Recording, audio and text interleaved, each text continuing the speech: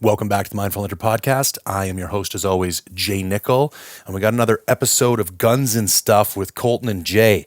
And this week we are meeting with Seth from Hornady, who turns out knows an unbelievable amount about ballistics, bullets, ammunition, and hunting in general.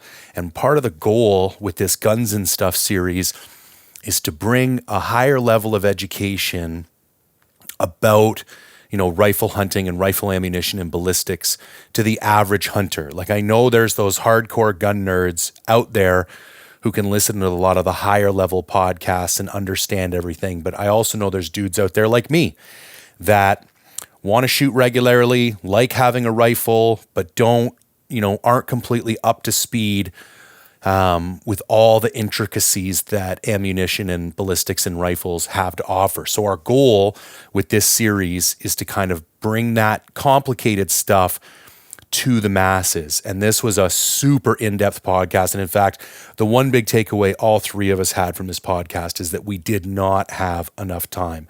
So expect to hear from Seth again. We'll get him back on in a few months. We'll go over all the questions that didn't get answered. I was incredibly enlightened by this podcast. I think Seth in particular is really great at communicating highly complex information in a very digestible way. So I hope you guys like it. We got Nosler coming up in the next few weeks, and lots of more great podcast content coming from me and Colton. So please stay tuned. Quick little bit of housekeeping. Remember, my lifestyle apparel brand for the backcountry hunter, Forged in the Backcountry, is live. You can go to forgedinthebackcountry.com right now. Every $5 you spend will get you one entry to a guided black bear hunt in British Columbia that I will accompany you on and film, and it will go up on the Mindful Hunter YouTube channel. So super excited about that. Grab some apparel, get entered to win a kick-ass hunt. If you like the gear reviews I do, you want to see more of them, you want to support that, head on over to Mindful Reviews at mindful-reviews.com. Pick from a variety of memberships, jump in on raffles. We'll get the Prime RVX 34 review and raffle due to be released here in the next couple weeks. I am eternally grateful for all the support of everyone who listens to the podcast. And, if you want to buy some apparel or join Mindful Reviews, great. If you don't, you just want to consume the content, that's great too. Deeply appreciate it. If you wouldn't mind taking a couple minutes to engage with the content, like, comment, share, subscribe, pass it on to a friend, I would greatly appreciate that as well. So without further ado, here's Colton and Seth with more Guns and Stuff. All right, everybody, welcome back to the podcast. This is another episode of Guns and Stuff. And this week we have Seth in from Hornady. And one of the things that we wanted to do when we started this series is take some of the more technical elements of rifle hunting and break it down in more layman's terms.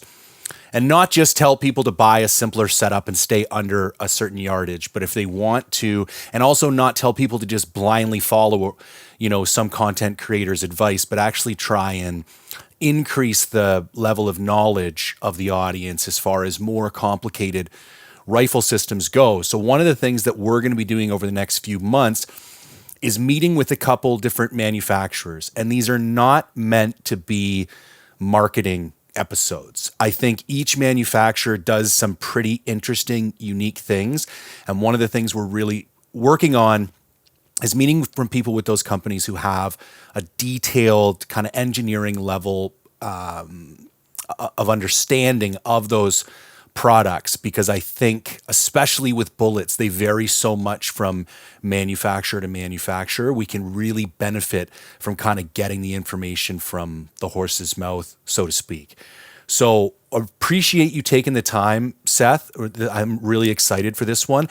And maybe to kick things off, give us a little rundown on yourself, your role at Hornady, and then I think what might be beneficial is kind of where you see Hornady sits in the market. Like, what is your guys' mission when it comes to, because I think each bullet manufacturer has their own kind of like lane, and some are a little bit more varied than others, but I think you each have something unique that you bring to the market. And it would be interesting to hear from Hornady kind of where you guys see yourself sitting in that market, and maybe a little bit of the vision about where you want to start heading or what your direction is moving into the future. Right on. Well, first of all, Jay, Colton, thanks for having me on the show, and I certainly do appreciate the inclusion. I think what we're doing here at Hornady is really beneficial to the industry as a whole, the hunting, the long-range shooting, the competition scene, military, law enforcement, really passionate about what we're doing here. And being a small family-owned company, everybody inside these four walls is actively engaged in what we're doing. They're actively engaged in the hunting and shooting lifestyle, and I think that's important. I grew up relatively local to where Hornady is located. Coincidentally, I had no intention of staying in Nebraska, but Hornady was about 70 miles away from where I grew up. And I grew up hunting, I grew up shooting, I grew up hand loading, and that was really, something that I took for granted growing up. When you live on the prairie and you can just run out and grab your rifle and go shoot a coyote or something, you kind of take it for granted as a kid. And now that I've matured a little bit, I realize how awesome of a childhood I had growing up where I did, kind of right on the eastern edge of the sandhills of Nebraska, and right kind of in central part of the state. So we had awesome whitetail hunting, plenty of coyotes. It's just a great place to grow up. So I grew up hunting and shooting, and I really kind of had a draw to shooting stuff far away. I always thought that was cool. And, when you're in high school jacking around, it's, you're just laying in a hayfield trying to shoot a piece of wood or a milk jug or something at 600 yards. And that was accurate rangefinder, or at least in my price category, it sure was. So I grew up doing that, and went to college, did some athletics there, did the military thing, and then when I came home and it was time to get a real job, I knew I wanted to be in the outdoor space, and so I was looking west, because a lot of what I enjoy doing on a personal note is west of Nebraska, or certainly in western Nebraska. But Hornady was hiring, and I knew the company by then, and I grew up using their products. And so they took a chance on me in 2013. I started with the company as a technical representative. So Hornady has a staff right now. It's about 8 guys. It's been as many as 12, a technical staff where they onboard you and you go through a series of training through every division that Hornady has. So you spend time bullet manufacturing, you spend time in engineering, you spend time in cartridge case manufacturing, ammunition loading, you work in the ballistics lab, and then that whole time you're kind of in the mix of 3-gun, USPSA, bench rest, F-class, PRS shooting, all that kind of stuff. You're just in the mix of that, and you're encouraged to participate. And so you really gain this broad level understanding of how Hornady products are being used. Reloading tools is one of those as well, I forgot to mention.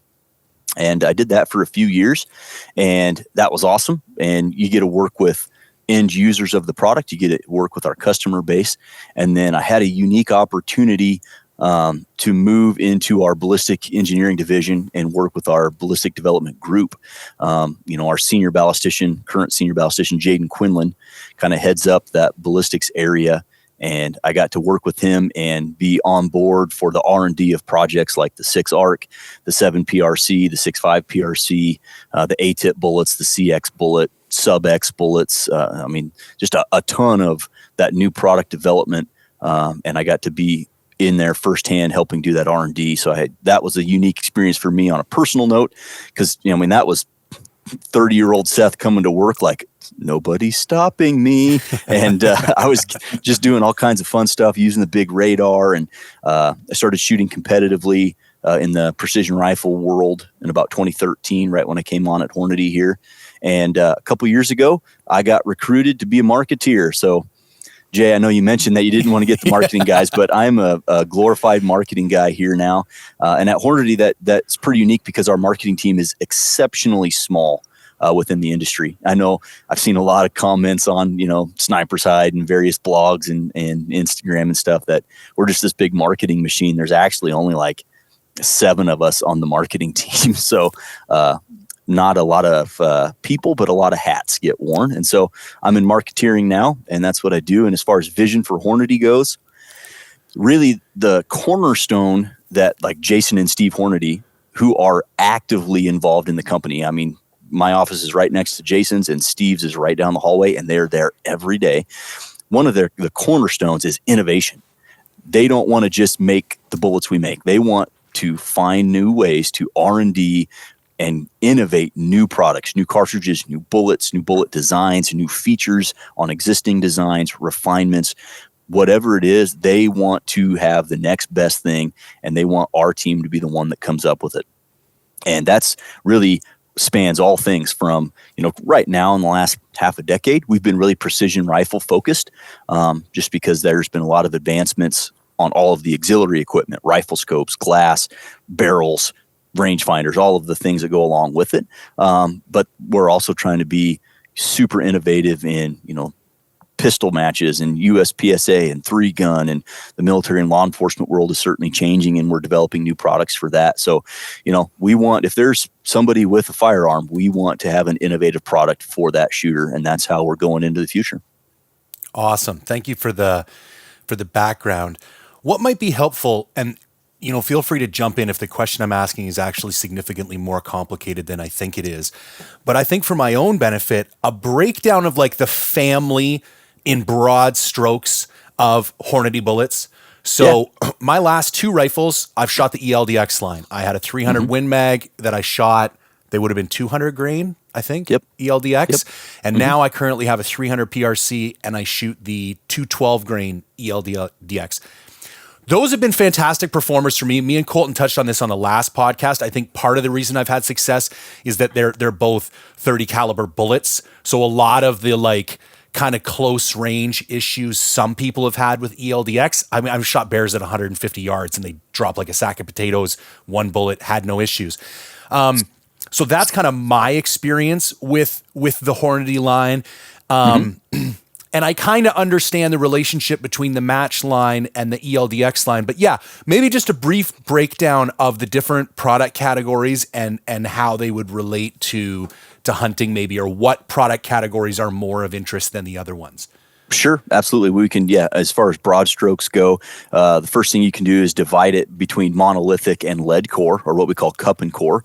And within the cup and core line, starting with the earliest bullet and going to the most modern, the first bullet, is the interlock, the classic exposed lead tip bullet, tapered jacket. So the jacket is thicker at the bottom, it gets thinner towards the front. It's got that classic interlock ring that kind of mechanically locks the bullet together. And that's been the tried and true staple for traditional range hunting, out of, you name it. We've got round noses, flat points, and that traditional spire shaped bullet. That one's really what the company was started on in 1949. And that's kind of our most basic lead core bullet. And then advancing through the years, you have the SST, which is a very similar design to the interlock, but it has a polymer tip. And, in the late 90s, mid 90s, and into the early 2000s, polymer tip bullets were still relatively new. And that bullet, similar to the interlock, but the introduction of the polymer tip just makes it expand a little bit faster. So you have a little bit less weight retention, but the hydraulic and hydrostatic shock that a rapidly expanding bullet offers for something like a deer or something, maybe even an elk at certain ranges, it is devastating, very quick incapacitation with a rapidly expanding bullet. Then you have our inner bond line, which we can talk about in more detail if you'd like, but we really don't support the inner bond line much anymore. In the late 90s, early 2000s, there was a requirement to retain more mass. People wanted more weight retention, and one way to do that is to molecularly bond, or essentially weld, the jacket to the core. That did fix a problem, but it created some other problems elsewhere, and we're at a point now in manufacturing where the bonded bullets, because of some nuance that we can talk about, just don't make a ton of sense. You have our ELDX bullet, which that one by a large margin is my personal favorite bullet of everything lead core that we've talked about. We've got some other bullets with a lead core that are more for lever evolution stuff, like our FTX bullet and things like that. But as far as bolt action rifles go, the next evolution is the ELDX, which is our most technically advanced rifle bullet, dramatically tapered jacket. It does have an interlock ring, but the location is quite different than our interlock line. We have what's called the heat shield tip, which is a polymer tip that resists the deformation from aerodynamic heating, which we can talk more in depth about if you'd like. And what the ELDX really does is gives you match accuracy, because we hold those bullets to our match accuracy standard, but it gives you great terminal performance from 50 yards out to, it's down to 1,600 feet per second of impact velocity. So that one's kind of our flagship. And then as far as monolithic bullets go, you have the CX, which is the kind of the more refined version of what was our GMX Bullet, which is a solid copper bullet. It's an alloy, though. It's not pure copper. It's a 95% copper zinc alloy, and it holds together really, really well, 95 to 99% weight retention. We found some ways to refine the GMX and reduce the drag, and that became a new bullet called the CX, and we've really been able to maximize the CX line by introducing new cartridges like the 300 PRC, like you mentioned, the 7 PRC and the 6.5 PRC. So that one's really, if you're talking monolithics, that's our really one and only that we recommend for, like I said, bolt action stuff. We have some stuff that's more lever action or revolver related, but for bolt action rifles, that's kind of our lineup. And then we have the ELD match bullet, which is similar to the ELDX in external shape and drag characteristics, but internally, the way we design that bullet and the layout of the mass and the jacket is just quite different than the ELDX. We don't recommend that one for hunting, although several people will tell you otherwise, but no, we don't officially recommend it. Again, we can talk more in depth about that. And then we have our A-tip, which is the pinnacle of match bullets, if you will. Those things are made on a press in one continual stroke. They are never touched by a human hand, and they are packaged sequentially. So they're packaged bullets 1 through 100 per box. And if you buy a sleeve of 500, it's 100 through 500. So for the PRS shooter, the F-class guy, the bench rest guy, that is, again, a premier match bullet. Excellent. I don't want to get us off track, but I did have a question from a buddy of both of mine and Colton, Steve, on that ELDM. And I figure while it comes up, let's get right into it. So I'm going to read it verbatim because it's a good question. Yeah. So on Hornady's military page, they note the ELDM as having excellent terminal performance, but they don't recommend it for hunting. He notes people are just animals too. ELDMs do kill animals extremely well, and I know a lot of individuals I know who have anecdotal evidence of fairly consistent performance, and they like those ELDMs for hunting situations. Why doesn't Hornady recommend that? Is there a technical reason? Is it more of like a clarity of product segmentation reason? I'd be interested to hear why it doesn't typically get recommended as a hunting bullet. Sure. Well, the main reason is the lack of consistent terminal performance from bullet to bullet to bullet to bullet within, separate calibers. So from 6 to 30 caliber, let's say. So when you look at the design, the ELD match has a very thin jacket. So it's thin at the bottom and it's thin at the front. So that jacket thickness, it might be 25 thousandths thick, let's say 30 thousandths thick, something like that, which is pretty thin. When you think of a piece of printer paper is 4 thousandths thick. It's not very many pieces of paper stacked together to get 25 thousandths thick. And because of that, there is no mechanism to slow down the expansion. So generally a polymer tip will drive rearward into the bullet and initiate kind of that mushroom, but there's nothing to slow that expansion down. If the jacket were to get progressively thicker as it got towards the base of the bullet, it would slow that expansion down. And when you have a more controlled expansion, you will have deeper penetration. There is no interlocking ring to help hold the jacket to the core. Again, that would help to control the expansion. So right out of the gate, out at extended range, when your velocity has bled off, they might perform really, really well because of the thin jacket. But at closer ranges or higher velocity impacts out of these Uber Magnums, you could expand that bullet so quickly that you reduce the penetration such that you're not getting immediately lethal type performance. And then another thing is, so I said from say 6 up to 300 caliber, 30 caliber, the way that the mass is laid out with the lead, how the lead crowds the tip can affect how it starts to expand.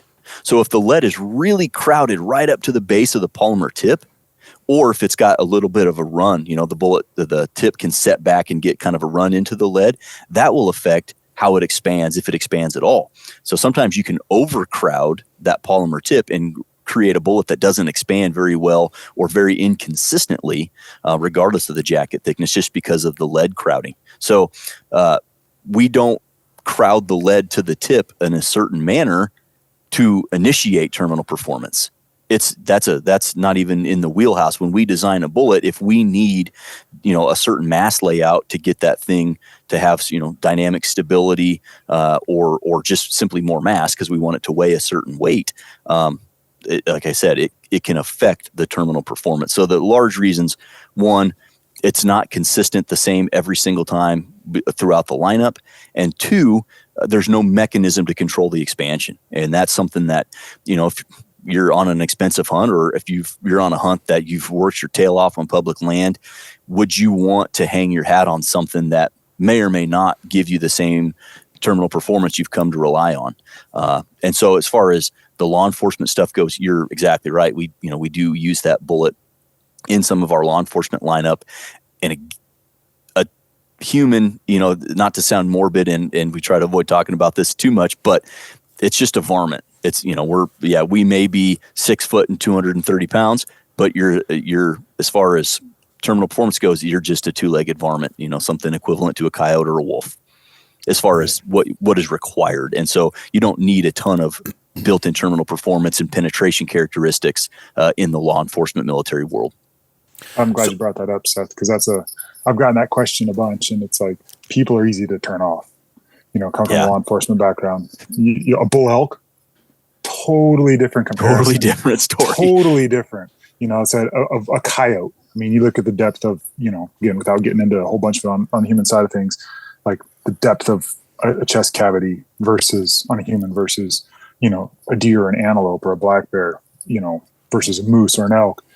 Totally different structures, totally different bone structure. It's different. I mean, totally different. So there's a different application there. So I'm glad you covered those bases, and exactly the same. It's the same question I get quite a bit. And so, it's a sensitive topic to address, and, you certainly don't want to sound like I mentioned, morbid, but the in the law enforcement military world, totally different versus, even on, let's say, something like an antelope, which is generally pretty easy to kill. Well, if you take a quartering away shot on an antelope through the last rib, and you need that bullet to get 18 inches through, a thoracic cavity, you need a bullet that is going to penetrate well. And, that weight retention is generally pretty helpful for that. Totally. So are there calibers of the ELDM line that you would feel more comfortable people using on big game, or do you think those variables that you mentioned carry through consistently across the lineup? It's hard to say because, again, we're not concerned with how that bullet performs. I would say if I had to pick some, generally if you're going big 30 cal, you got like the 225 or the 285, 338. You just got so much mass there that you're probably going to be able to get away with a little bit more just because it's simply a bigger bullet. Yeah, that makes sense. Colton, do you have any other kind of high level stuff or any just general questions you want to throw out before I jump into some Instagram ones? No, the one, since we're on the subject of those things, of the ELDX and the ELDM, and you're talking about the different calibers and the different, bullets and their different performances. One of the questions I get a lot, I saw some of the inconsistencies in the performance set that we've talked about in the past. The 6.5 143, it's probably one of the most prominent bullets loaded in the 6.5 Creedmore and 6.5 PRC. Probably one of the most widely used for hunting, yet it's the one bullet that I get more comments and questions about. Like, hey, I shot this animal at this distance with this bullet. Again, there's so many variables, so it's hard to really narrow it down. But it's consistent with that bullet, and then my performance with that bullet in certain aspects, I've seen an inconsistency in its over penetration at close range, and just that I want to kind of. I know you get asked it a lot, probably, and you guys get a ton of questions about it, and I've never heard anybody really talk about it from the Hornady side, like, straight up about what it is and what people can expect, the applications of that bullet, the design, the limitations, and where, if a guy's going to use that bullet, like kind of the parameters of what it's designed for and meant to, because I know this is going to shock a lot of people. The 6.5 Creedmore is not the end all be all do all golden bullet, hunting cartridge. Is this going to do it all? Just because it's a great 1,000-yard match rifle that you go to all these shooting schools and everyone trains on that thing. And they're like, oh my God, it's so easy to shoot a 10-inch plate at 800 yards with it. Well, yeah, it's designed for it, but it doesn't mean that it transitions over into the hunting world. And then when they jump into that 143, they think, well, now I have a hunting bullet and I can hit a plate with it, so I'm good. And it's not always the case. And so what's your take on that? And I think that largely the things I'm going to mention throughout this description, two of the things that are important are expectations and design parameters, and making sure that how a bullet is designed and how it's going to perform if it's going to match your expectations or not. Because if a bullet fails to meet your expectations, but your expectations weren't aligned with how the bullet was designed to perform, then that's not a failure of the bullet, nor is, not a failure on your part per se. It's a misalignment. And, as a marketeer now, it's our job to help people connect those dots so that they get, they get better educated on what they should be choosing. And another thing on the 6.5 143 specifically, I think you probably take more comments on it. We get more questions on it simply because of the volume of use. If you look at our number one sold rifle cartridge today, or in 2023, it was 6.5 Creedmore 143 Precision Hunter.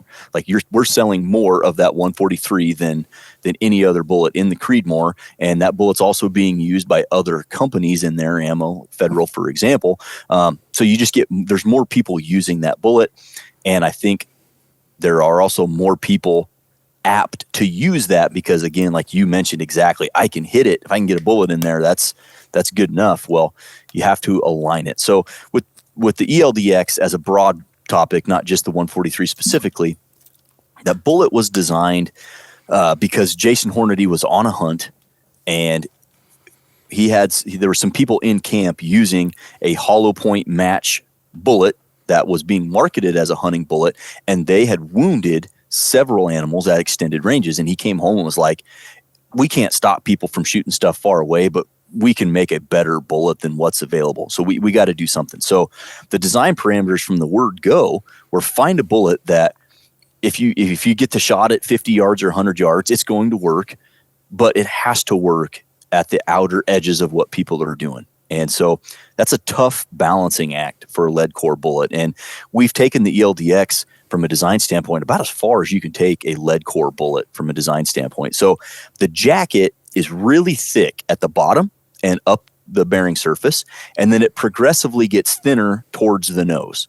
So that means at low velocity, at longer ranges, that thin jacket up front is going to be easier to expand because there's less material there to support the lead.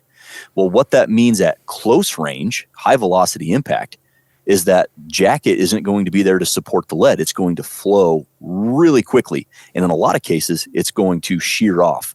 And what we found during the development of the ELDX was we could structure the jacket taper and put that interlock ring in such a location that at really high velocity impacts, what would happen is the jacket and lead would expand, and it would expand so fast and so quickly and become so thin that it would shear off.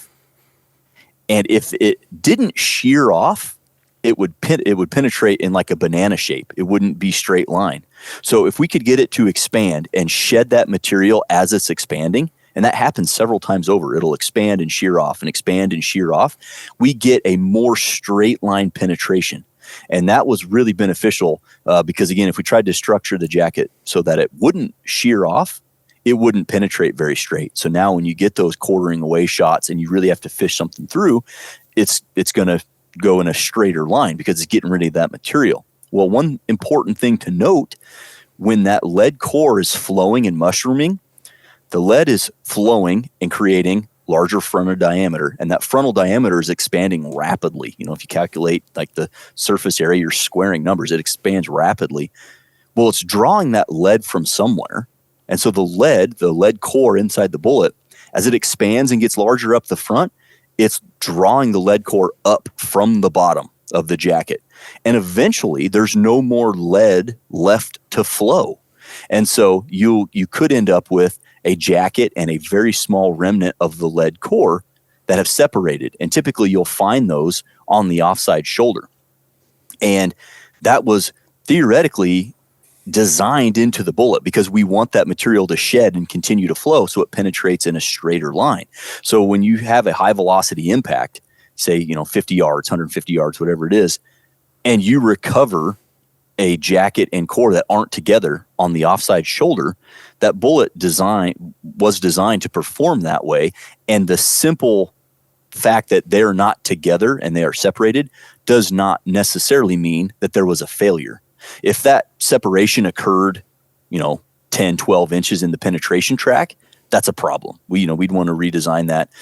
But when it happens at 16, 18 inches into the penetration, or after it goes through a shoulder blade or it hits the offside shoulder, the fact that they're not together does not mean that bullet failed, because again, we have to make it work at those closer ranges. And if we try to make it too tough, you end up with, like I said, banana type shaped penetration.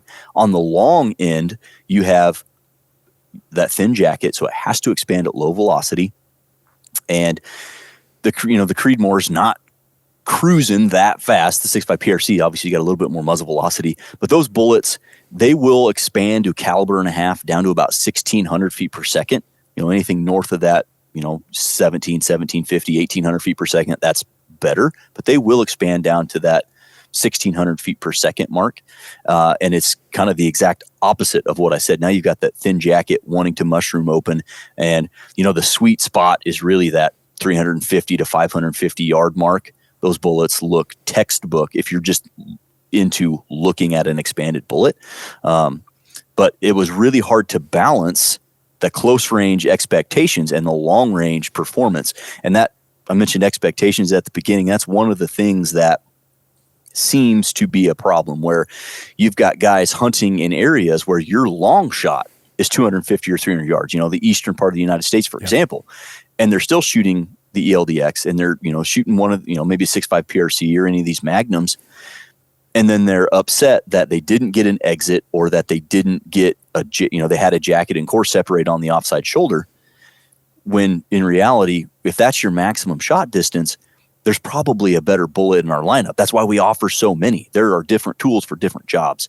And so if you're, in the business of shooting stuff at a traditional range, which we should all strive to do, there are probably better bullets out there in our lineup than the ELDX. And if you don't align your expectations with how the bullet was designed to perform, you might be left unhappy. So I hope that answers that, and I can go into more detail on stuff if I missed something. No, I think that's a good point, the expectations, because I know I've shot other bullets that were more bonded bullets, like the AccuBond, just to say it.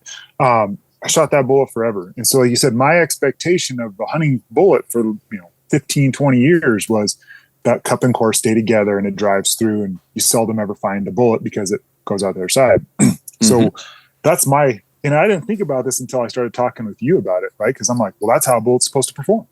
Like that's just it, because that's all I knew. I shot other bullets and they didn't perform the same way, and I didn't like it, so I didn't use them. And then I started shooting the ELDX, and I start having all these different things happen. And first, it's kind of, like you said, like, man, it's just not, my expectation isn't lining up with, the bullet and what it was designed for. I had my thoughts of what a bullet's supposed to do, and then that bullet doesn't do it. So all of a sudden it's just, I think it's a great point to make, and people need to be more aware of aligning their expectations with what the bullet's actually going to do and a realistic hunting scenario, and understand that there's not a golden bullet that's going to, crush a moose at 100 yards and then also expand beautifully on a coos deer at 700. Like, it's not going to happen. Those are obviously super dramatic, for a reason, but people honestly think that, well, a match bullet is a better bullet for that, because I'm going to get better expansion, because how often do you shoot stuff under 200? Well, you should be, like I said, you should be striving for the sub 300 yard stuff, and not just building everything based on, I'm going to shoot everything at 1,000 yards. because I think you're setting up yourself for disappointment and failure if you do that, personally. Agreed. Yeah, I had a friend reach out, and this guy knows what he's doing, and he mentions 3 times he had issues, 2 with the ELDX and 1 with the ELDM. And it's funny reading his, one was at 45 yards, and he's got a 300 PRC in non-lethal impact with 0 penetration past the skin. I'm not sure what he means by that. And another one is 120 yards with the ELDM. Those 2, I think for that situation, and please guys, you know more than I do, but it sounds like the wrong, and this is the tricky thing about bullets. Like, what are you going to do? You put a bullet in your gun when you leave for a hunt, and the situation that you're presented with is the situation you're presented with, and you're normally going to pull the trigger 99% of the time. Now, the last one was at 370 yards, and he talked about a jacket failure, but I'm wondering, I'm going to follow up with him after this, because now knowing more what I know, I wonder if what he was actually referring to is that separation that you talked about. Yep. And it might have actually been the bullet doing what it was supposed to have been doing, but because it's not in line with our expectations set by, previous generations of bullet, it at first glance appears to be a failure. But I will say the most of the people I've found that have had issues with that particular bullet have been smaller calibers at closer ranges. And it's just not, I knew that early on. Like, I thought that was pretty clear that it's, more of a mid to long range bullet. And that's the other reason I like having a 300 PRC, because it has operated well for me at those closer ranges. But much like your comment with the ELDM earlier, I kind of feel like no matter what happens when I smack into the side of something with a 30 caliber bullet, I'm like pretty good. And I don't think you have that same safety blanket with those smaller calibers. But I also think when you start, and I deal with this doing gear reviews all the time, people want hyper specialized gear. And they also want, pardon the pun, the golden bullet, the holy grail. And it's like the more specialized you get, the less general purpose it's going to be. And I think there are bullets on the market that will give you an average performance across a greater range of situations. But when you start getting into specialized boots, specialized tents, specialized bullets, I think you need to recognize that you're going to have more impactful trade-offs in other areas to get that high level performance under a specific set of circumstances. And I think that's the part people have issues reconciling. They think the more technical stuff is going to be better across the board, when in fact it's like I wear La Sportiva Nichol GTXs for my sheep hunting. If somebody put those on for an elk hunt, it's going to destroy their feet. Like, it's not a boot. It's like wearing a cinder block on your foot. Like, it's not meant, it's not a general all-purpose leather Kenetrek. It's just not, and I think the same holds true with some of these bullet offerings. Yeah, it's a really good analogy. And you do want to, you want something as general purpose as you can be, because if that shot's at 45 or 450, you don't want to be hamstrung. And there's the right cartridge and bullet, combination is really what matters. And Seth, while we're on the subject of the bullets, before we get into like Ford off and some other stuff, the CX line, I think it's a bullet that a lot of people are missing out on. Yeah, man. Like, I shot all monolithics this last year. The CX was one of the ones I shot the most. And I had awesome results with it last year and this year. Awesome results, specifically the 130 CX and a 6.5 Creedmore. I shot antelope with it. Yes, I am. I have weaknesses too. You are human. I am human. But, I specifically took hard quartering shots, not to be unethical. I mean, they're totally ethical shots, but I wanted to place that bullet to, like I said, the penetration aspect of it, driving through a shoulder and then also quartering away, driving across, right? At, 350 yards on 2 antelope, full penetration pass through, excellent performance in both antelope.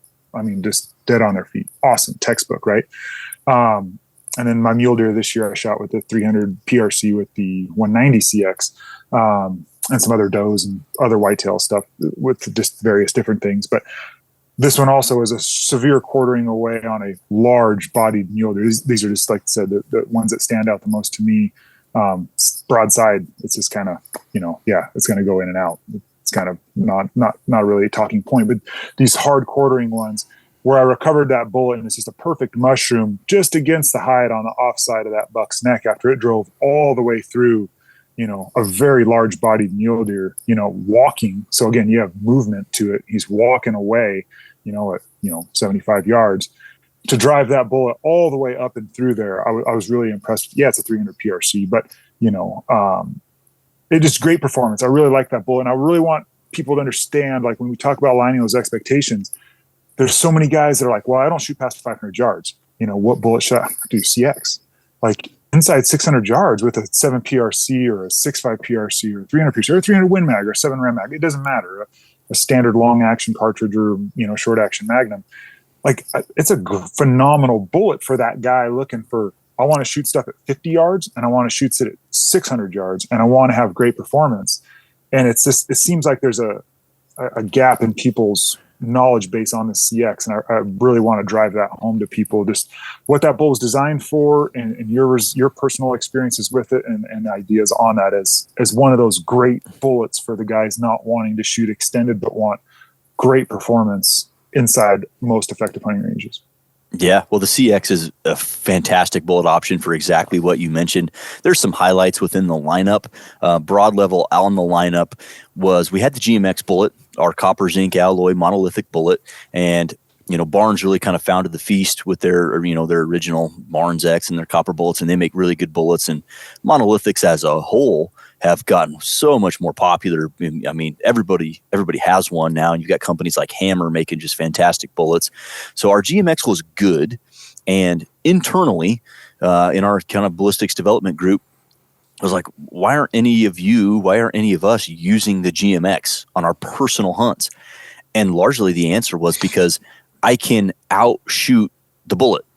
I'm not going to go out on this hunt and hunt my butt off for 4 days and finally get a shot opportunity and not be able to take it because I'm using a GMX bullet, whether that be, range or just accuracy expectations. So we kind of went to the drawing board from the GMX. Okay, how can we make this more refined? And the first thing we did was you got to take the cannelers off for testing, because every time you add a canneler to a bullet, you increase the drag. There is a shock wave formed at the canneler location. So if you add 2 or 3 cannelers, you're going to dramatically increase the drag. So we made some GMX Back up bullets. a second for the layman in the crowd. What is a canneler? Okay. A canneler, the groove that goes around the bullet where you would like crimp the case mouth. Yep. You could think of them as pressure relieving grooves. Like Barnes has a bunch of them. Hammer has many of them. The CXs from Hornady and the GMXs usually have 1 or 2. It's just that groove cut around the bullet. Okay. It's where you can crimp, and it helps reduce the bearing surface a little bit. Perfect. Thank you. So if you have those features on a bullet, you increase the drag. Okay, so the first thing we did is we made some GMXs and we didn't cut the cannelers and we shot them on our Doppler radar. Like, wow, okay, well, we can really increase the range performance because they're holding on to more velocity because they have less drag. All right, but we know we need these cannelers. We know we need those grooves to help reduce the bearing surface. It helps reduce fouling and it helps lower pressure because there's less physically engraved in the rifling. So then we started asking ourselves, or actually asking the guys that originally laid out the GMX bullets, why are these cannelers cut square? If you look at the old GMXs, the canneler was a square cut. And the answer was because the cutter that we get from the company we order the cutters from, those are square. So they're cut square. Like, okay, well, that's not a really good answer. So we started playing around with some modeling software on if we could change the geometry of the groove, could we impact the drag? We know it's going to negatively impact the overall drag because we're adding a feature, but how can we minimize that? And we found a certain radius of groove helped reduce the drag. So now we have a bullet that has more BC, a lower drag, so it's going to impact with more velocity. Okay, so it's going to hold on to more velocity longer. So now I can shoot it at a little bit more extended range if I need to.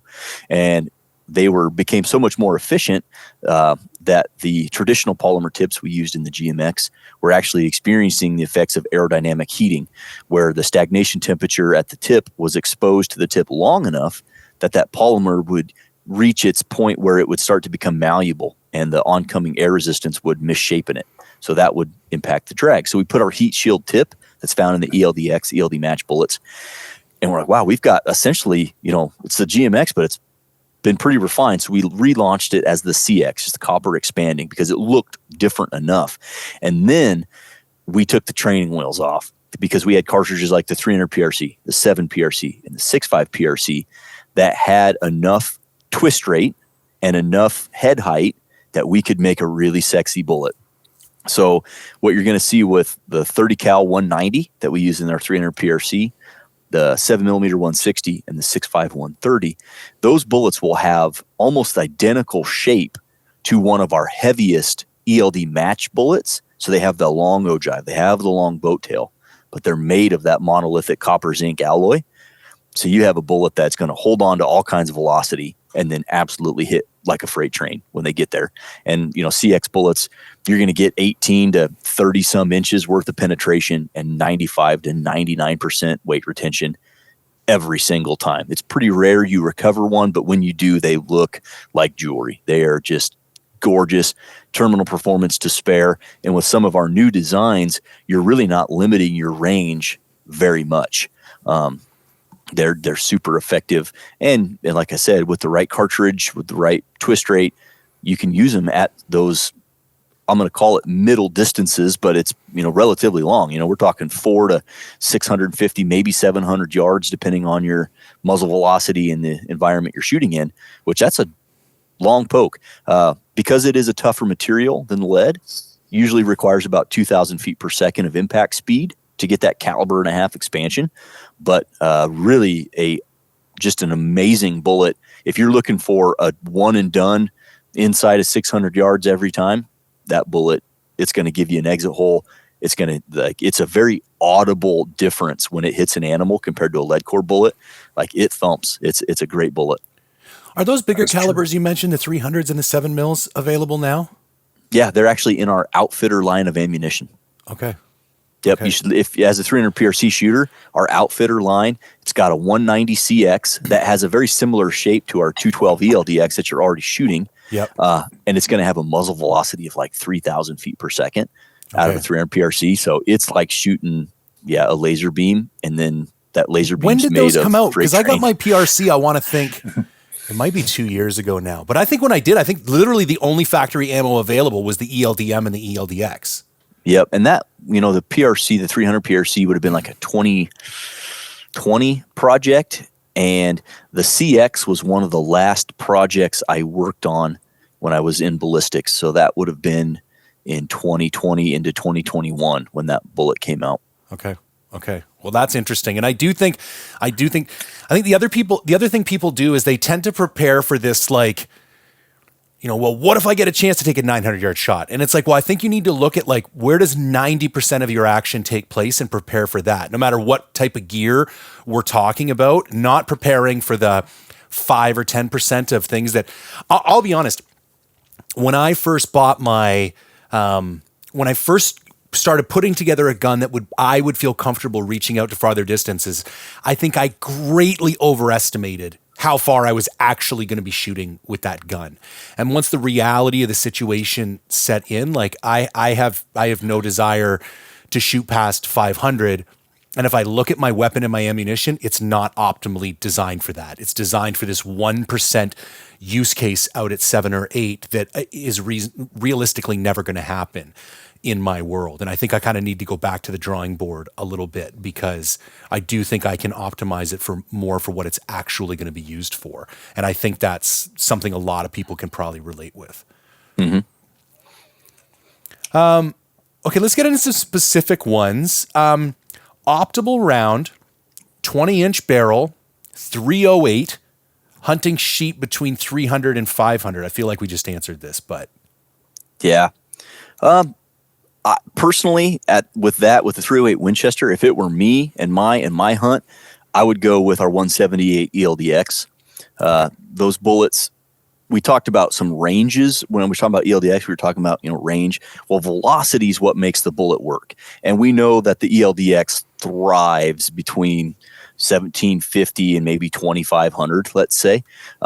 Well, if your muzzle velocity with a 20-inch 308 is 2,500, then that ELDX right. is in That's the an interesting. Yeah, the ELDX is in the sweet spot. So inside a quarter mile with 308 Winchester, 178 ELDX, it's going to be a perfect combination, in my opinion.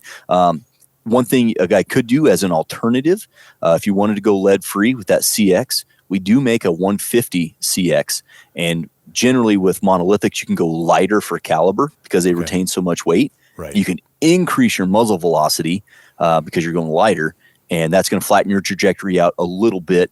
But like I said, I'm a big ELDX fan, and I would have no hesitation to go with Precision Hunter ammo, or if you're a hand loader, that 178 ELDX from a 20-inch 308. Personally, 7mm WSM outfitter, is it going to stay in production? Yeah.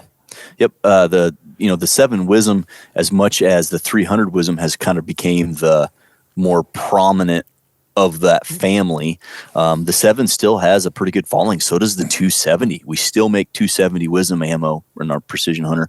But yes, the 7mm in the outfitter with the 150 CX, as far as I know, there's no desire to turn that off. Great. It does unfortunately get ran a little bit lower in volume compared to 300 Wisdom and some of the other more popular cartridges out there. Yep. On that topic, real quick, yeah, Jay, please. sorry to interrupt. No, do. I think it's super important to touch on the production when you say it gets run less. With all the bullet shortages and ammo shortages, I still have people not understanding and lashing out to me about, well, I can't find this ammo. And I'm like, what is it? Oh, it's 35 Whalen. Okay, well, you, me, and like 50 people buy that ammo from Hornady. So you got to understand, like, the progression. They only have so many machines. They only have so much stuff. So real quick, we get back to questions, but just touch on the numbers of like your most popular cartridges and what you're running, and just give an idea of volume so people can kind of relate to, holy crap, that's a lot of bullets. Because when I talked to you last about it and you told me the number of bullets that you put out or ammunition sold for this, it puts it into perspective, like, holy crap, that's a lot of ammo. That's a lot of machines running time. No wonder I'm not seeing 35 Whalen or, whatever it is, the oddball cartridges. But real quick, just touch on that. Yeah. Well, yeah, it's definitely a balancing act of, okay, what ammo do you run? Because, we're running 24 hours a day, and somebody has to decide what the machines are going to run. And when you look at order volume of something like a Creedmore that might have 500,000 boxes on back order, 500,000 boxes of 20 on back order or something like that, like, those are made up numbers. Like, you have to run that literally around the clock. So that's tough to do. And we try to schedule things based on the back order demand, the current ordering demand that we're getting from our dealers and distributors. And it's a tough choice sometimes. And when you look at that family of like short magnums, you have, so a machine's running ammo has a stroke length, how high the machine goes up and down. And so you'll run certain SKUs on certain stroke lengths of presses. It's not like we're going to take a 30-06 press, let's say, and set it up to run 6.5 Creedmore, because it's a different stroke length. So you've got the short magnum, let's say. You've got 6.5 PRC is so much more like grossly over-ordered compared to any other short magnum out there. I think the next closest one would be 300 Wisdom, and it's not even in the same universe as far as order demand. And so you have to create a pecking order of, okay, well, we have to do some 300 Wisdom, some 270 Wisdom, some 7 Wisdom. We got 300 RSOM that we still load. It's really difficult to do, but we are running around the clock. For the longest time, cartridge cases was our pinch point. We can make several million bullets a day. So when we're talking bullets, we can make millions of bullets a day. But how much ammo can you load was really dependent on how much cartridge cases you had, because it takes a long time to make one stick of brass. We can make in this case, a 7mm bullet. You can make a bullet a second on some presses. So bullets are no problem, but cartridge cases takes a lot longer. And in 2023, we doubled our cartridge case volume. We added a 50,000 square foot facility, which essentially doubled cartridge case volume. So moving forward into 2024, you should hopefully see, depending on how this election cycle goes, some of those SKUs get ran more often, simply because we can make more of our brass lineup. We're not just going, oh crap, we can only make 6.5 PRC. We can barely make enough 300 Wisdom. We're not going to make the other stuff because it's so low. And so hopefully now moving into 24 with that added case capacity, you'll see added ammo capacity. Awesome. Thank you. Yeah, that makes a lot of sense, and it helps explain a lot of things as well. Okay, I'd like to address the big elephant in the room, the difference between Ford-off and like applied ballistics, for example. Sure. And maybe because like I even have a hard time just understanding maybe they're best called algorithms or equations. I don't know. Mm-hmm. I thought it would just be physics. An object is going to pass through space. The size and shape of that object is going to create a certain amount of drag. The force with which that object expelled minus the drag and the other environmental variables is going to give you some type of projected impact point. But clearly, those forces are either much more complex than I give them credit for, or there's different ways or different theories on how to calculate the impact of those variables on that projectile. But I'd love a 10,000 foot view of solvers in general, and then maybe a little bit of, maybe it would be easiest to compare it to another one that people understands, but like what is Ford-off and what do we need to know about it? Sure. Yeah, it's definitely, we could spend a long time talking about this, but generally, you mentioned applied ballistics, but there are so many of them out there that use ballistic coefficient, and they use BC, and that's been the standard for a really long time because it was good enough. When you're in the 90s, the early 2000s, the mid 2000s, it was good enough. Rangefinders weren't that great. Were scopes tracking correctly? How accurate are these rifles? How accurate are the bullets? I can get it really close, and then I can kind of fudge it around and make it work. That's good enough. And that's what we had to use for a long time. And applied ballistics specifically did a great job advancing us into the 20th century with using the G7 primarily. The problem with ballistic coefficient solvers is everything you mentioned is right. You got a bullet flying through the air. We should be it's going to have drag, and it's in an environment, so it's going to hit at a given location. The problem is that with a BC code, you don't know the drag of that bullet. You know the drag as a comparison to a standard projectile. And if it doesn't compare directly to that standard projectile, there's going to be discrepancy in the trajectory solutions. Not to mention the fact that if you run a BC, BCs change as a function of temperature and a function of velocity, among other things. You can influence the drag on a bullet with propellant and different barrel and rifling configuration and stuff, and muzzle devices. But largely that BC is going to change due to temperature and velocity. Well, your velocity is changing the moment the bullet leaves the barrel. And so for some distance shootings and some bullets that match the standard really closely, they can work really well. And then you can quote unquote true things up a little bit. And when you do that, you're often manipulating the BC and you're manipulating the muzzle velocity. And there's just no reason to do that today in 2024. There's no reason to do that. You're using a $600 mini Doppler radar to achieve your muzzle velocity. That's, that. Why would you manipulate that? You shouldn't have to do that. And then if you put in a BC, well, you can fudge the BC around until your trajectory lines up. Well, again, BC changes due to temperature.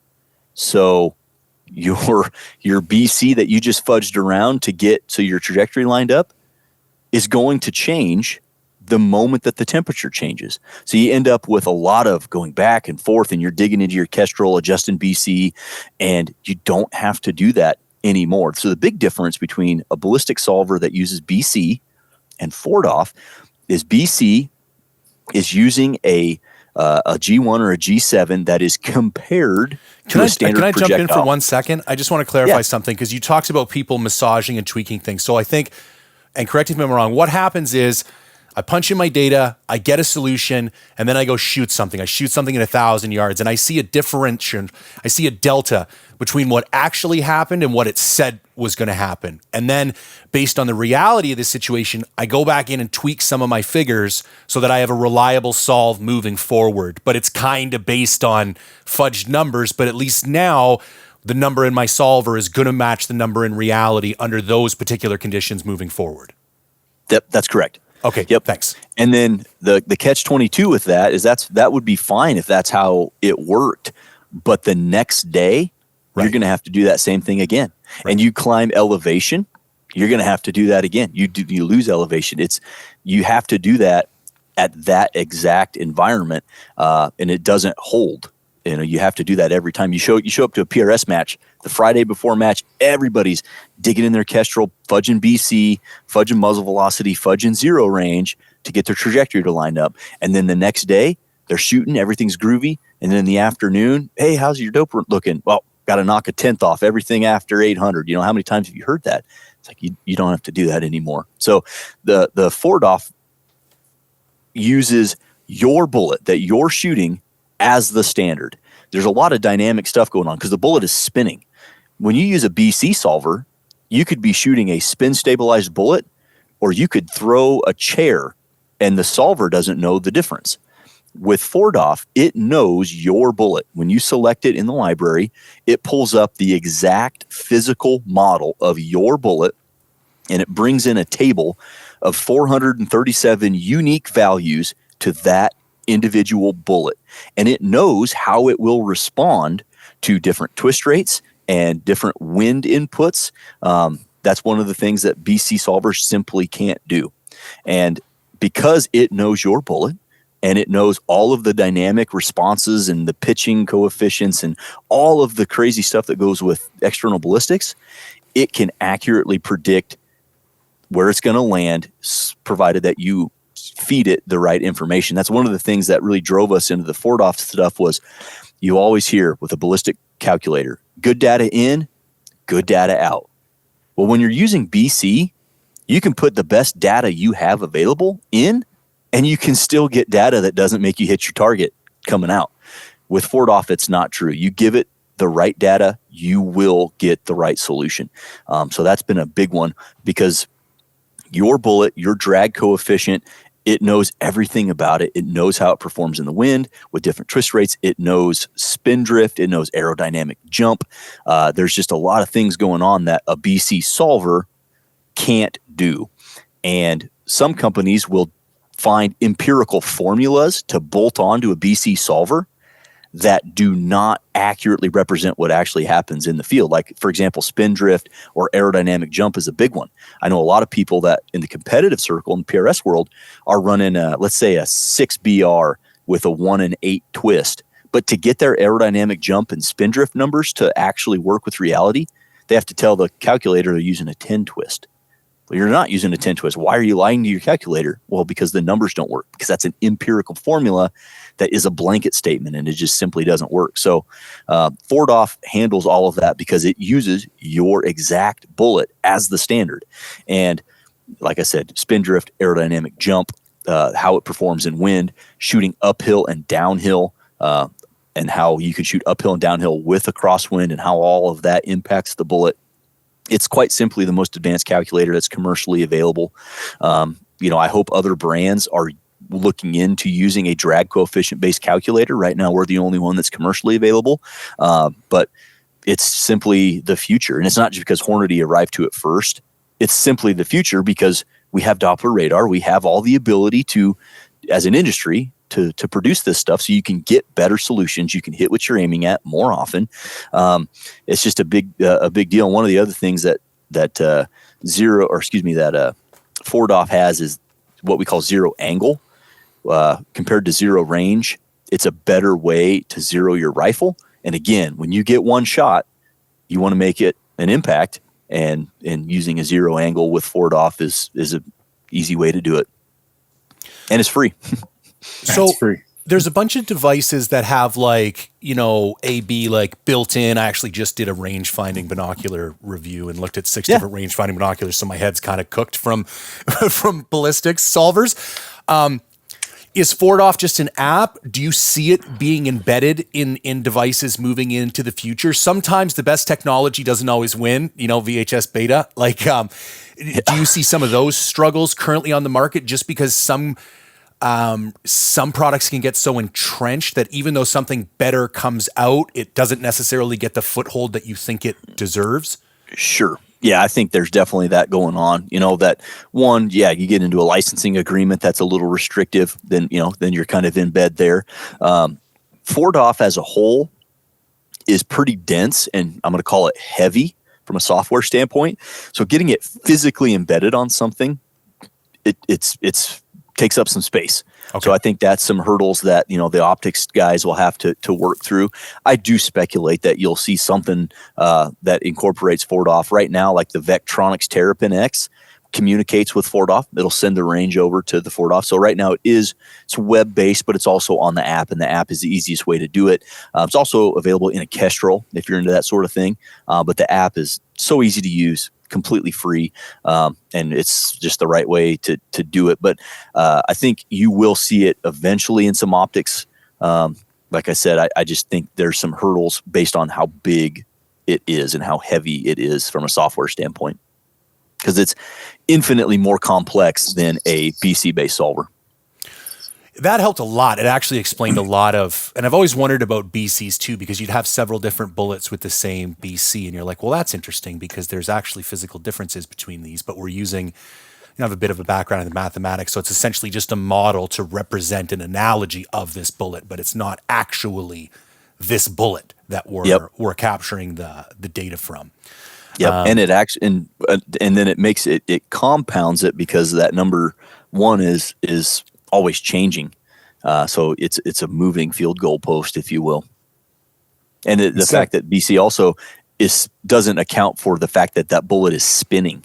And when you put force on a spinning object like wind, for example, or the fact that it's falling due to gravity, there's going to be a response by the bullet, and BC can't account for that.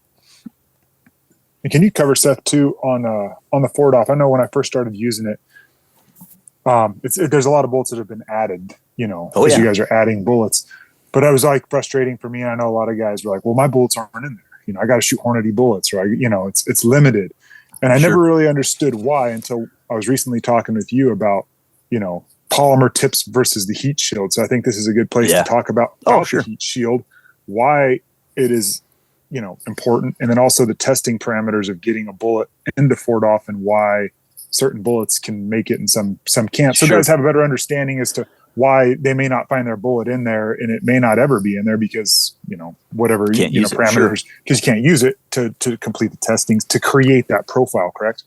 Yeah, exactly. Well, that's a good point. So you don't have to just use Hornady bullets with FordOff. If you download the app right now for free, go into the bullet library, you're going to see the appropriate Hornady bullets, but you're also going to see Berger, Sierra, Warner, Tool, Vapor Trail, Lapua, some Nosler bullets. We're working on getting some Hammer bullets in there, a couple of the Barnes match burners. I mean, a good smattering of appropriate bullets, but not all bullets are applicable. And like you mentioned, Colton, the polymer tip is one of them. So if it's using a polymer tip that suffers the effects of aerodynamic heating, where the oncoming air can't get out of the way fast enough, it creates this hot spot right in front of the bullet. And if the bullet's efficient enough that it hangs on to velocity long enough, it'll expose itself to that temperature for a long enough time that the polymer will get soft and it will deform. And if it deforms, it will change the drag on the bullet. Catch-22 is it doesn't deform the same way every time. So if we tried to put that in FordOff, you would see results on your target that are different than what the calculator says, because the bullet's changing shape in flight. And there's, the shape drag of the bullet has a big influence on the overall drag. So some bullets, like our SST, for example, they use a traditional polymer tip. So you won't see those in FordOff versus an ELDX, an ELD match, or a CX bullet. And the A tip obviously is aluminum. So some bullets out there, like the Nosler Accubon long range bullets, for example. Great bullet, huge, popular following.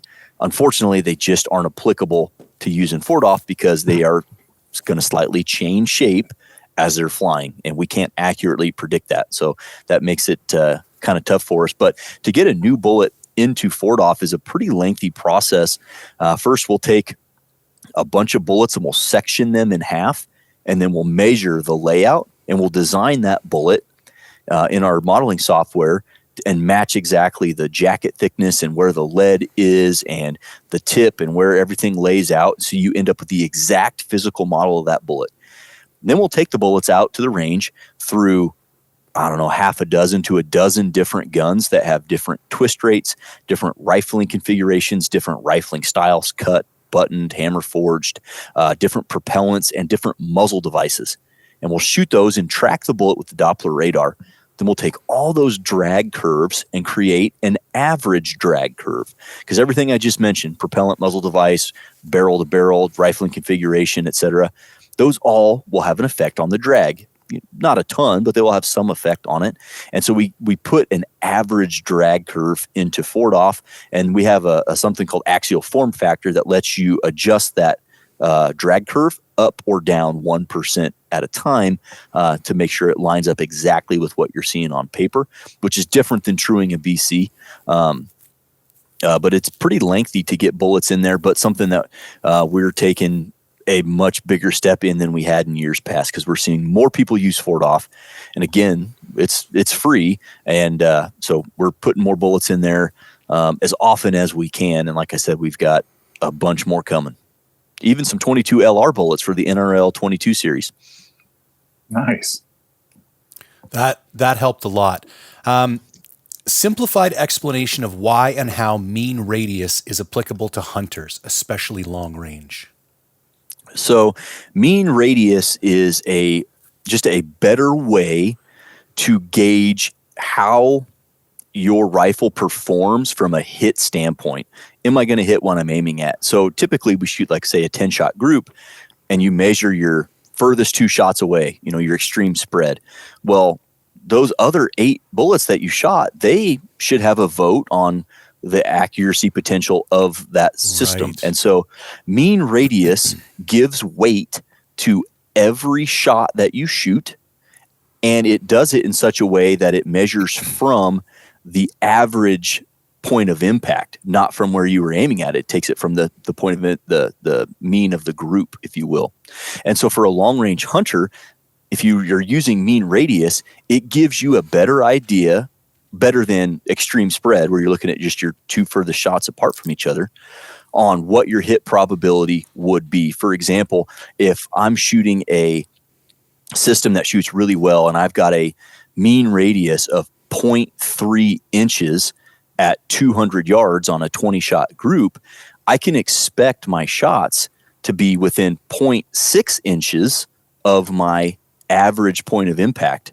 So if I'm shooting, a 1.4 inch group at 200 yards on 20 shots, that's one of my best shooting rifles that I have, then I can expect my shot to land within 0.3 as a radius, so 0.6 total of the center of that group.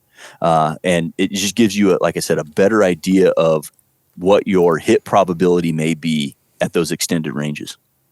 I never thought about that. Man, that makes total sense, because you could literally shoot 10 bullets. 9 could go in the exact same hole, and then you have 1 an inch away, and you're going to say, I got an inch grouping. And that's not really a mathematically appropriate way to describe the way those, like if you wanted to actually calculate the probability of a bullet falling within that group, the probability is much higher that it's going to be down towards that group of 9 than it is out towards that one flyer at the end.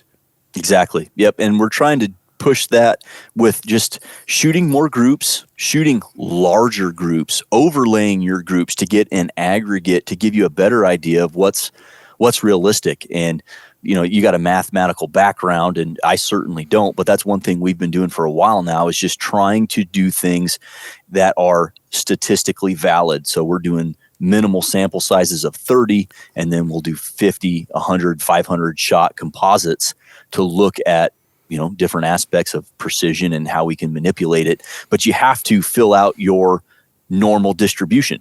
And that is huge. So to expand on the mean radius thing, I mentioned forward off being free. Well, we do have a feature. It's a paid feature. It's $4.99. It's a one-time purchase that allows you to it's kind of like a Ballistic X, if you will, where you can take a picture of your group and then plot it, and then it'll tell you what your mean radius is. Okay. So that is available in forward off. And like I said, it's one of our paid features. If you download forward off and never buy a paid feature, you will absolutely be able to use the full force of the forward off engine. But there's some niceties like that. It's called a group analysis feature in forward off. Very, very handy to use for one. You can set your zero angle from it, which we can talk about why zero angle is important later if you'd like. But two, it does give you the ability to calculate mean radius without having to build something in Excel. Interesting. I want to respect everybody's time. We're kind of getting close to the wrap up here. I got a kind of interesting one, but Colton, I wanted to throw it back over to you too. Is there anything you've been kind of getting pinged on a lot or something you want to dive into before we start closing out? Oh man, we could spend another hour just talking about that stuff. I think we've covered a lot of the stuff just to get awareness and get people tracking on the right path for expectations of bullets. I think we're on a good pace of that. I do kind of want to talk about. Gosh dang it! I already drew a blank. What did you just mention, Seth? The zero angle. Zero angle, yeah, because that was super interesting to me because I'd never really messed with that until I started using the forward off and then shooting with you on some different stuff. If you could dive into that one real quick and then finish up with some questions, I'm good on time. It's up to you guys. Okay, yeah, I'm good on time as well, but I know you guys all got stuff to do. I'll make this as quick as I can. So traditionally, you shoot your group at 100 yards. Okay, I got 100 yard zero. You put in your Kestrel or whatever ballistic calculator you're using. Yep, 100 yard zero. Send it. Now I'm running it out. And okay, well I'm 2/10 high or 10th high. I better fudge my BC or fudge my muzzle velocity. And you don't even think about where you zeroed the rifle. You just told the computer you're zeroed at 100 yards. So the computer will start your line of sight crossing your point of impact at 100 yards every single time. Well, the reality of you having a exact 100 yard zero is right next to zero. It's just, it does not happen very often because wind affects a bullet at distances as close as 100 yards. So if you zero your rifle in any type of crosswind or any wind whatsoever, even if for that exact day in that exact instance, you have a legit 100 yard zero, as soon as the wind is different by 5 degrees or 5 miles an hour or whatever, your zero is no longer 100. It might be 99 or 98 or 104 or 106 or whatever it may be. So wind affects your stuff as close as 100 yards, and pressure and temperature can too if there's huge swings, right? So you're lying to your calculator telling that it's zeroed at 100. Even if you're using forward off, it's going to start you at 100 if that's what you tell it. What zero angle does is it uses the mean point of impact relative to your line of sight through your scope to calculate the departure angle of the bullet when it left your muzzle. And if you give it the right atmospherics and the right wind conditions, there's no way that your group landed here without the angle between your barrel angles, and your line of sight. That angle has to be whatever it calculates out to be for what you saw on paper to happen. It's kind of like, think of artillery, like you can get some pretty darn accurate, you can drop artillery right where you friggin' want it. And they use that, they call it QA angle or QE angle rather. So you're calculating the departure angle. So the bullet, or excuse me, the barrel and the line of sight through your scope, that angular measurement can be captured. And the beautiful thing about that angle is it's mechanical. So unless you change bullets and muzzle velocity, and even if you do, I've not seen that change anything, but unless you take your scope off or you take your barrel to action out of your stock and it's not bedded properly and it goes back in a little bit crooked, that angle is captured wherever you go. So you can go from 0 feet above sea level at 80 degrees to 10,000 feet above sea level at 32 degrees, and that angle remains the same. And your trajectory solutions, provided again that you tell the calculator the environment you're in and the wind conditions, you'll have first round impact. It's just an amazing way. Take a little bit more time to set it up at the beginning when you're at the range the first time, but you will hit what you're aiming at the first time more often using zero angle than zero range. That's interesting. It's pretty really wild. And that's a free feature in Fordoff. Okay. Perfect. Have we reached peak? And this is the one I'd like to close out on because I think it's like it has a bit of a philosophical edge to it. Have we reached peak cartridge design? This gentleman says, feels like we may have just a couple gaps to fill. And if we haven't, are there, what types of things could we expect to see moving forward? I don't think we're there yet. I'm hopeful that we'll never be there because this is, marketing's fun, but working in ballistics with our team was the funnest job in the world. And there was always a sense of this is going to go on forever. Like this will never get old. We're always innovating. We're always finding new stuff. So there might be a time where it's stagnant because we don't have a whole lot of more niches to fill with cartridge design. But I have to think that, like action material, barrel material will evolve such that like of the SIG Fury or whatever, the 277 Fury that you can run at 80,000 PSI or whatever it is. Well, the action and the barrel are still made of the same steel. You make the case as strong as you want, but bolt lugs are still bolt lugs made of the same steel, right? So you might see some differences there where we can come up with new materials that would allow us to operate at different pressures. That could open the door to things. The other thing is propellant. That's one of the reasons that the PRC cartridge family, those cartridge cases are the sizes that they are, because we purpose built them to be optimal with a very specific window of propellant. And if you go slower burning than that propellant, you end up with very inefficient propellant. So you're stuffing a lot of powder in a small hole and you just get irregularities with pressure and velocity. So propellant technology could also drive some new cartridge technology that we just don't have yet, with chemistry and nitrocellulose and nitroglycerin and how they interact and how you can make them temperature stable. There might be some ways to do that in the future as well. And even in the confines of what we have right now, I still think, kind of like, your listener alluded to, there's still some holes that need to be filled. And I think there's room for that. So I definitely don't think we're at the pinnacle. We're a lot closer than we used to be, but I'm hopeful that this continual evolution goes on forever and ever and ever. And my kids' kids get to enjoy this just like I've enjoyed it. I think another thing we see happening a lot is the instruments that we have to measure things. And this happens in all kinds of, areas of product development, not just bullets.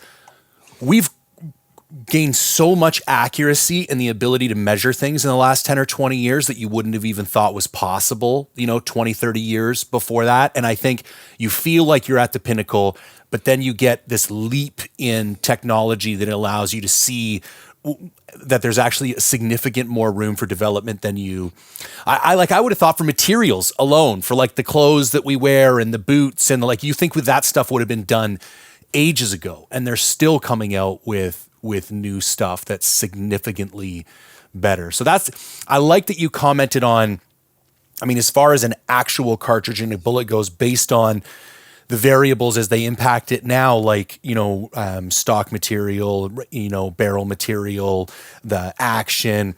Sure, it might be reaching a bit of a plateau, but as soon as all of those elements start to increase as well, it starts to open up, whole new avenues.